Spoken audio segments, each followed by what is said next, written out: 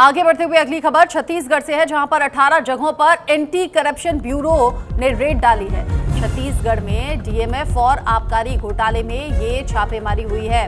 Economic offence wing के कारोबारियों के ठिकानों पर रेड डाली गई है। रायपुर और अंबिकापुर समेत कई जगहों पर ये छापेमारी की खबर है। रायपुर और अंबिकापुर समेत कई ऐसे ठिकाने हैं जहां पर पहुंची है टीम और छापेमारी चल रही है। छत्तीसगढ़ में डीएमएफ और आबकारी घोटाले में ये छापेमारी की खबर है। इकोनॉमिक ऑफेंस विंग के कारोबारियों के ठिकानों पर ये रेड डाली गई है। 18 ऐसी जगह जहां पर एंटी करप्शन ब्यूरो की तरफ से रेड डाली गई है। वित्तीय अनियमितता की भी जानकारी। छत्तीसगढ़ से बड़ी खबर है, जहां पर 18 जगहों पर एंटी करप्शन ब्यूरो की तरफ से रेड डाली गई है। यहां छत्तीसगढ़ जहां पर डीएमएफ और आबकारी घोटाला मामले में ये छापेमारी हुई है। इकोनॉमिक ऑफेंस विंग के कारोबारी हैं जिनके अलग अलग ठिकानों पर टीम पहुंची है एंटी करप्शन ब्यूरो की, और ये छापेमारी चल रही है। रायपुर और अंबिकापुर समेत कई ऐसे जगह हैं जहां पर अलग अलग ठिकानों पर टीम पहुंची है। एंटी करप्शन ब्यूरो के जरिए ये पता लगाया जा रहा है, क्योंकि करप्शन के यहाँ इनपुट्स मिले थे, कुछ ऐसी खबरें मिली थी वित्तीय अनियमितता को लेकर, जिसको लेकर एंटी करप्शन ब्यूरो एक्टिव हुआ। और अब यहाँ रायपुर और अंबिकापुर में कई जगह ऐसी हैं जहां पर छापेमारी के लिए टीम पहुंची है।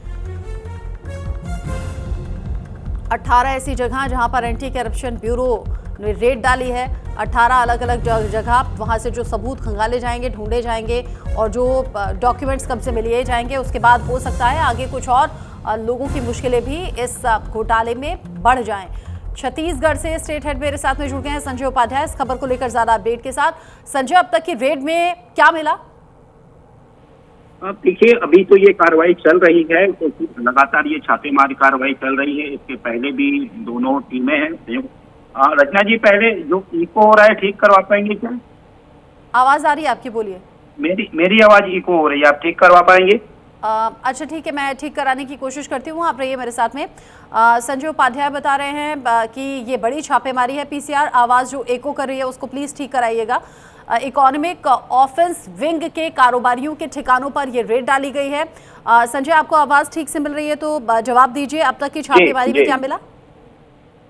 हाँ, देखिए, जैसा मैं बता रहा हूँ कि अभी छापेमार कार्रवाई लगातार चल रही है, और जैसा कि छत्तीसगढ़ के जो ठिकाने हैं, 20 ठिकाने हैं, जो भी नया बता रहा है कि 20 से अधिक ऐसे ठिकाने हैं जहां पर कि एसीबी, एंटी करप्शन ब्यूरो और ईओडब्ल्यू की टीमों ने संयुक्त रूप से छापेमार कार्रवाई की है। और देखिए, इसके पहले 29 अक्टूबर को भी इन्हीं दोनों टीमों ने संयुक्त रूप से छापा मारा था। और जो डीएमएफ है, डिस्ट्रिक्ट माइनिंग फंड होता है, जिला जो खनिज न्यास एक फंड होता है, उसमें बड़ी अनियमितता पाई गई थी। छत्तीसगढ़ में पहले भी पाई गई थी, जिसमें कि पहले भी कई आईएएस भी नप चुके हैं इस पूरे घोटाले में, इन घोटालों के आरोपों में जांच के दौरान। तो उसी जांच को आगे बढ़ाया गया है और इन टीमों ने फिर से छापा मारा है। करीब 20 ठिकाने हैं जहां छापे मारे गए हैं, और जिसमें सबसे महत्वपूर्ण माना जा सकता है कि जो छत्तीसगढ़ के पूर्व आबकारी आयुक्त हैं निरंजन दास, उनके ठिकानों पर भी छापेमार कार्रवाई की जा रही है। लेकिन ये जो छापा है, जो मैं बता रहा हूँ निरंजन दास, ये आबकारी से जुड़ा छत्तीसगढ़ का एक कथित सब बहुत बड़ा घोटाला है, जिसमें कि जांच अभी चल रही है। ईडी भी इस पूरी जांच में आ चुकी है, ईडी की भी एंट्री हो चुकी है, और वो भी लगातार इस मामले की जांच कर रही है, जिसमें कि 2100 करोड़ से अधिक घोटाले की बात की गई है, जो आबकारी घोटाला है। और साथ ही साथ मैंने जैसा कहा, डीएमएफ फंड है, उसमें भी बड़े घोटाले की बात सामने आई थी, जिसमें जांच के दौरान ये एजेंसियों ने ये पाया था कि जो खनिज न्यास निधि होती है, जिला खनिज न्यास नीति, उसमें जमकर बंदरबाट की गई है। टेंडर दिए गए हैं अवैध रूप से, और उन टेंडर्स की जो राशि होती है, उसमें से एक बड़ा हिस्सा अधिकारियों को, नेताओं को कमीशन के रूप में दिया गया है। जैसा मैंने कहा कि जो पूर्व आईएएस है, निलंबित आईएएस है रानू साहू, वो भी इस पूरे मामले में गिरफ्तार हो चुकी है और उन पर भी कार्रवाई की गई थी। तो अभी नजर आप बनाए रखिएगा, ये बड़ी खबर है, इससे जुड़ा जो भी अपडेट होगा आगे आपके जरिए दर्शकों तक पहुंचाएंगे। अभी के लिए शुक्रिया।